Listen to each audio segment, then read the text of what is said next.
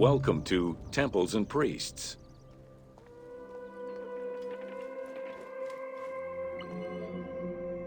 From its foundation, the city of Memphis favored worship of the god Ptah. The main temple of Ptah was known as Hutkaptah, meaning Palace of the Ka of Ptah.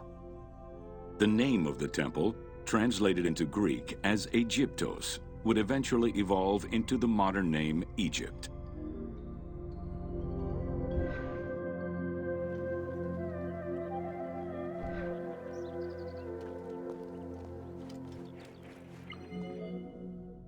Temples were the center of religious, political, and economic life in ancient Egypt.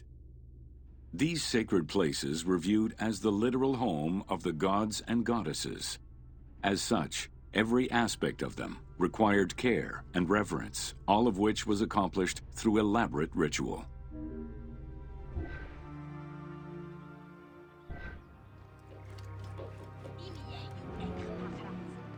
Located in the center of Memphis, the Temple of Ptah was the most prominent and imposing building in the city. The long walkway leading toward the temple, known as the Dromos, was guarded by rows of sphinxes. The entire sacred area was designed to keep the statue of the god protected, deep within the sacred enclosures that surrounded it.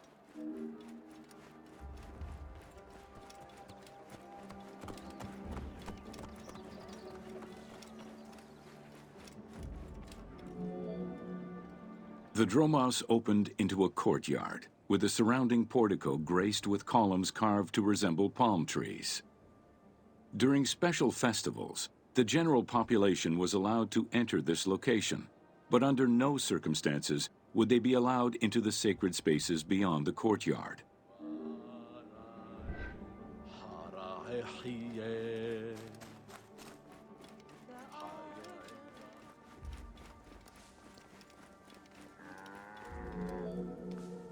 The Memphis Alabaster Sphinx was discovered in 1912, almost completely buried in water and sand.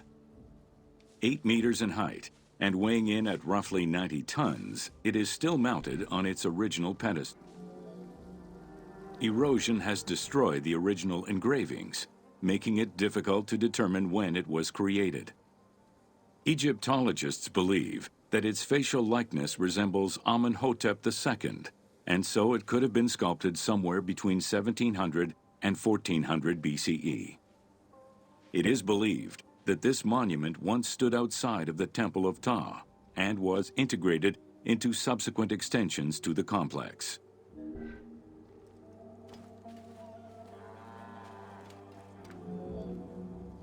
The size of the imposing sculpture reflects the importance it had to the temple during the New Kingdom. This Sphinx is one of the few remaining artifacts from the ruins of Memphis to survive.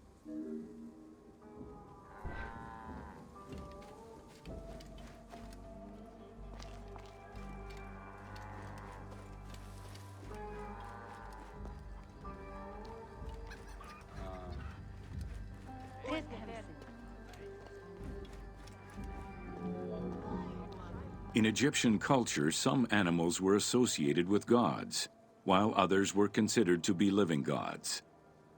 The Apis bull was believed to be a divine entity. The earliest mention of the Apis bull in ancient Egypt goes back as far as the first Egyptian dynasty.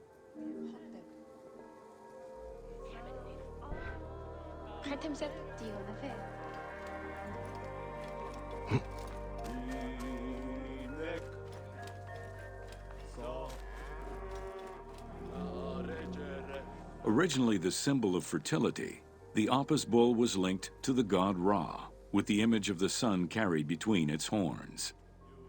Later it was associated with Osiris, the ruler of the underworld, thus becoming the funerary divinity Osorapis. During the 18th dynasty in Memphis, the Apis bull's association with the city's deity earned it the title Herald of Ptah. The Apis bull was so revered that even Alexander the Great, upon his arrival in Memphis, gave honor to Apis.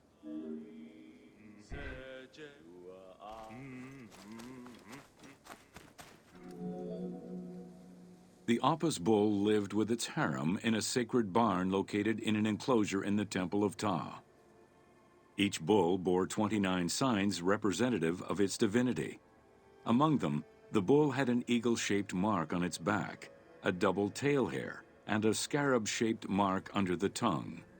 The signs were intended to correspond with the lunar cycle. After its death, Egyptians would search for its reincarnated form among the livestock.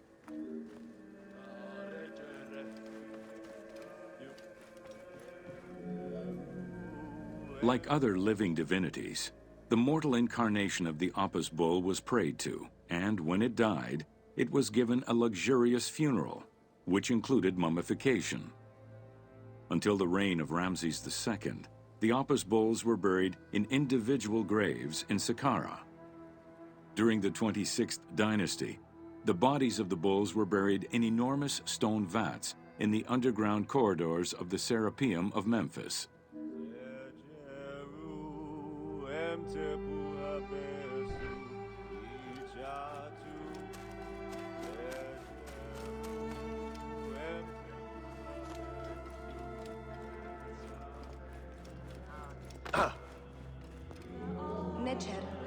Ancient Egyptians believed that temple rituals were essential to maintain order in the cosmos and allow communication between humans and gods. The pharaoh was required to bring offerings as part of a twofold promise made to the gods, to remain a just ruler and to prevent chaos from entering Egypt.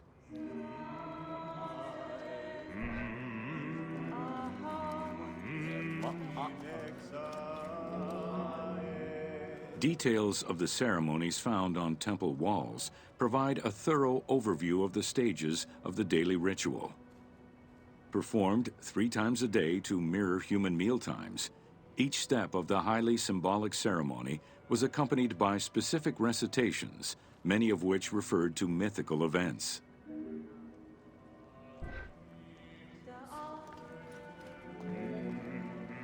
The high priest would first awaken the sleeping god with a chant.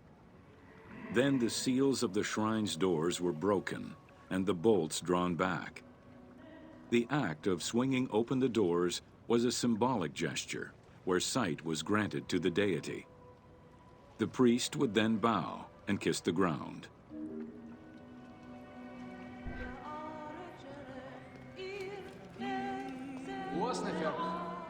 The god was then washed with incense-infused water and its mouth rinsed with mineral salts. The cleansing was followed by adorning the statue with jewels and royal garments. The final ritual required the priest to sweep away any footprints in order to prevent evil from approaching the god.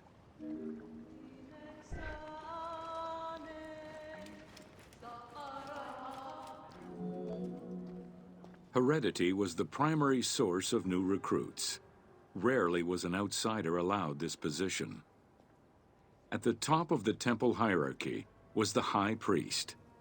Each temple dedicated to a god had at least one high priest devoted to its care and service.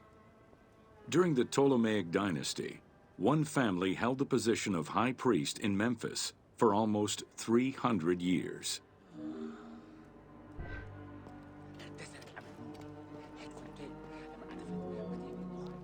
High priest candidates made their way up the ranks of the temple hierarchy. The one chosen to occupy the lofty position of high priest was usually confirmed by the pharaoh. Several of the high priests were also important officials in the government. Families sharing the highest priesthood titles tended to make many alliances, thereby gaining more land and wealth. Shifting balances of power sometimes resulted in more or less open conflicts between the priesthood and the pharaohs. In the 21st dynasty, Thebes became the capital of an almost entirely theocratic government. The city was headed by king priests who spoke and governed in the name of the god Amun, in open opposition to the ruling pharaohs. These king priests caused a massive decentralization of power, known as the Third Intermediate Period. The educational institution in ancient Egypt was known as the House of Life. Attended by the offspring of the elite and the clergy, it was a place tailored to the social status of its attendees. The earliest references to this type of institution date back to royal decrees of the Old Kingdom.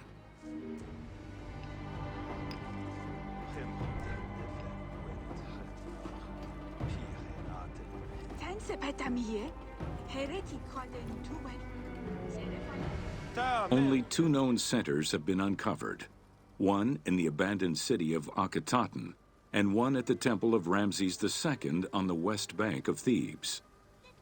Inscriptions uncovered in those locations mention the names and titles of people who were connected with the House of Life, such as a chief physician and many scribes.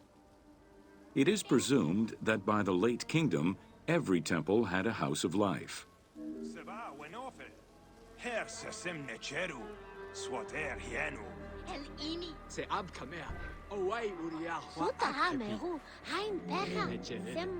The House of Life offered training for the elite, destined for occupations such as astronomers, doctors, veterinarians, diplomats, architects, translators, or theologians. Some institutions focused on specific disciplines, making them a central hub for the country.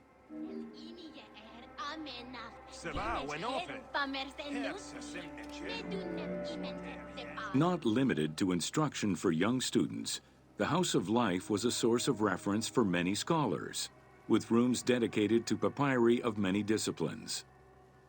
Because papyri were preserved there, the Greco-Romans referred to the House of Life as a library.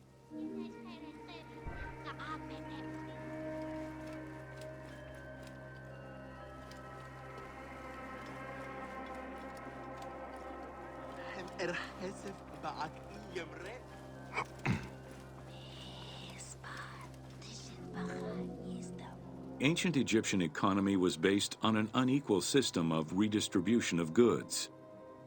The state of Egypt collected the crops, and the temples distributed them throughout the provinces. Since the only people capable of counting and ensuring a fair redistribution were the educated scribes, this meant that the temples played a pivotal role in this process.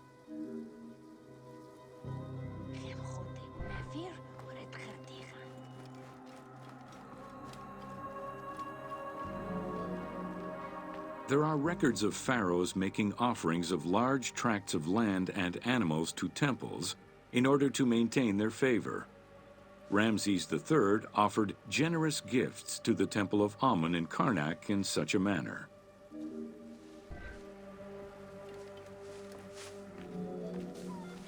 Palaces, warehouses, and granaries were built inside the temple compound to better control the redistribution of goods. The size of the recorded numbers of goods, combined with every other function filled by temples, only serves to confirm their might as economic, religious, and political centers of power within Egypt.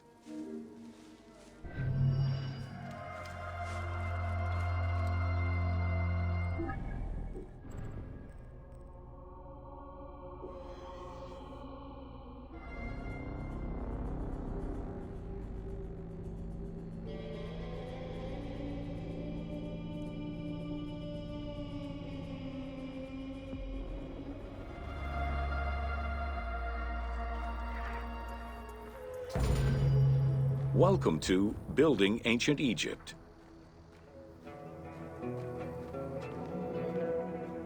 Constructed with bricks made of mud, most ancient Egyptian buildings were not permanent.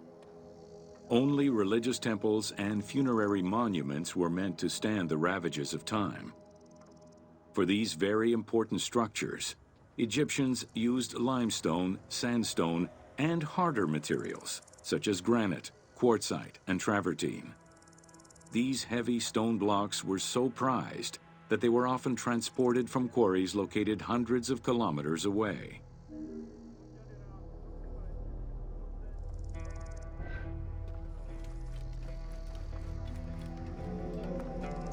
Limestone was common and easy to extract from quarries on the east bank of the Nile. This particular limestone had marine fossils in it, however, preventing it from being easily decorated and polished. Used as the main building material, the structure would then be finished with a finer limestone that was polished smooth and decorated as needed. Limestone was used for the building of the first pyramids and for most of the religious buildings of the Old and Middle Kingdoms. Ancient Egyptians preferred to use sedimentary rock beds or layers like sandstone and limestone because they were often easier to extract. The common method used to extract stone was the open pit quarry. Stonecutters would find quality stone, shape, and dig it out on site. Open pit quarries enabled many workers to work simultaneously on many blocks, which allowed for better productivity. Workers would draw a large grid directly on the stone's surface, taking care to leave a space between the blocks. This allowed them to isolate the different blocks and create a trench that would make the extraction easier. Stoneworkers used iron chisels for hard rock and bronze or copper tools for softer rocks such as limestone. Removing material between each block created a trench line. In some quarries, that trench was wide enough to accommodate a worker, who would then cut the block entirely on site. For harder rocks like granite, workers cut a series of holes and hammered wooden wedges into them. They then soaked the wood until it swelled and caused the rock to split.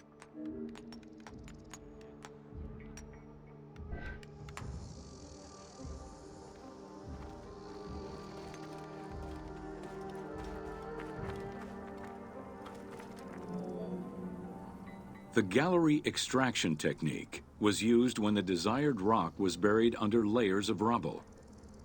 This method was often necessary in order to find the whiter and finer limestone required for a smoother finish. The first step was for the stoneworkers to create an access pit that would allow them to reach the desired wall of stone. Once a wall of quality stone was exposed, workers could then cut out smaller blocks. This pit required a descending platform. Designed like a stairway, it allowed them to free multiple galleries of blocks.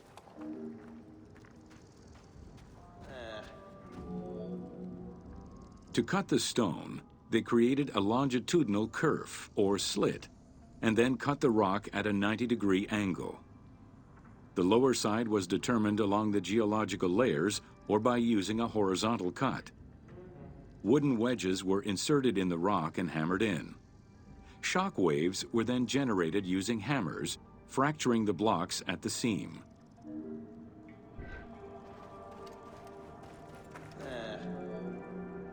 To maintain the stability of these mining pits over the course of quarrying, workers would leave support sections of unexcavated rock.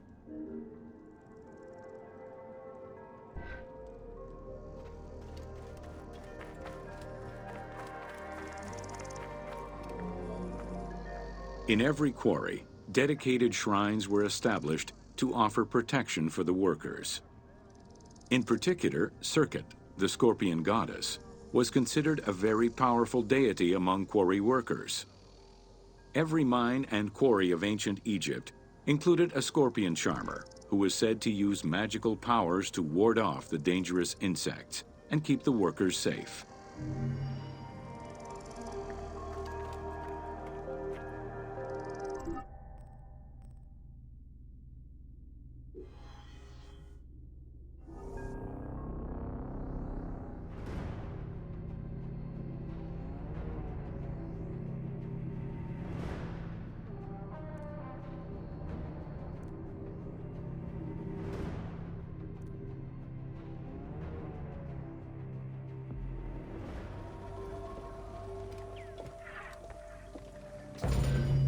Welcome to Workers and Transport. Whether workers were employed for the pyramid construction or at the quarries, the government supplied food and housing. Workers for the pyramids and royal necropolises were housed in more permanent villages, such as the famous Deir el-Medina. Quarry workers had more temporary lodgings. All skill levels were needed and utilized, from basic work hands to prepare the gypsum, to brickmakers and sand carriers, to skilled stonemasons to shape the blocks.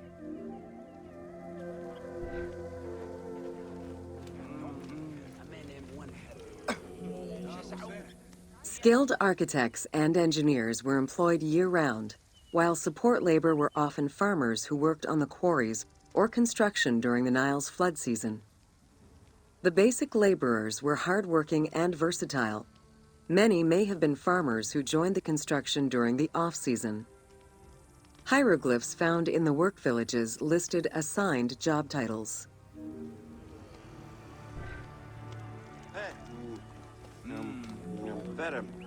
Archaeological research shows that no food was stored or prepared on site, but instead workers received abundant rations of bread, beer, and meat. These rations were taken care of by an administration outside the village. Medical treatment was also available for those who were injured.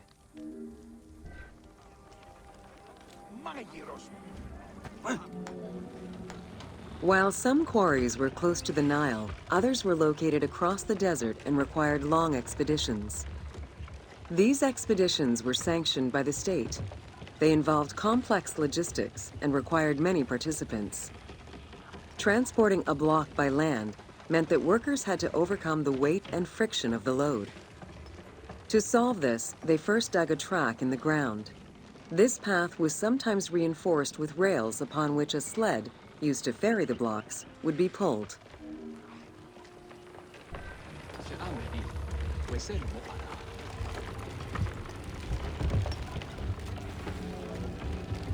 Whenever possible, blocks were toppled from a higher elevation onto the sled. Workers then poured water onto the clay at the front of the sled, creating a slick surface to more easily move the load. It wasn't until the New Kingdom that animals were used to tow the burden.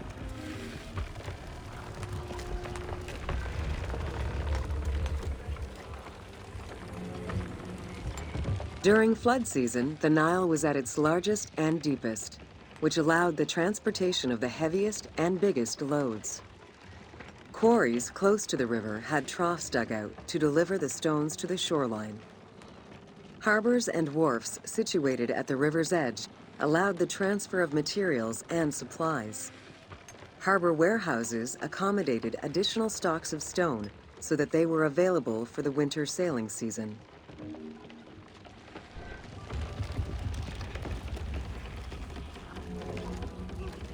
The Uwadi el-Jarf papyri detail a limestone load intended for the Khufu pyramid that weighed in at 70 to 80 tons, or 30 blocks. One papyrus is a fragment from a foreman's notes taken while working on the Great Pyramid. It details the transportation of limestone blocks from the Tura quarries to the construction site of the pyramid. The other papyri are shipping logs containing archives of the sailors assigned to sail the Red Sea and the Nile.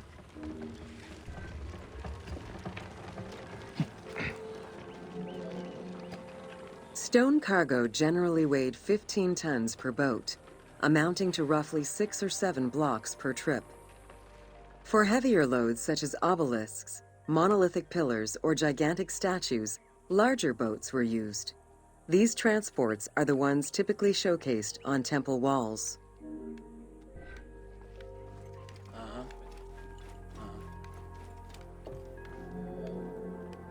River transportation was the most efficient way to ferry stone blocks between the quarry and the construction site. Blocks were transported by flotillas of several types of boats. The most detailed illustration of transport by river is a relief of Queen Hatshepsut's barge with an accompanying flotilla.